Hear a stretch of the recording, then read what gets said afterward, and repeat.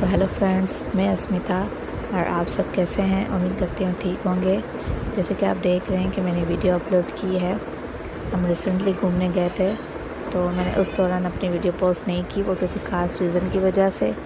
तो अब मैं वीडियोस अपलोड करूँगी, तो आप मेरी वीडियोस को ज़रूर लाइक कीजिएगा और कमेंट्स में बताइएगा कि मेरी वीडियोस आपको कैसी लगी। अच्छा जी, तो इसमें आप देख रहे हैं हम इस्लामाबाद में थे।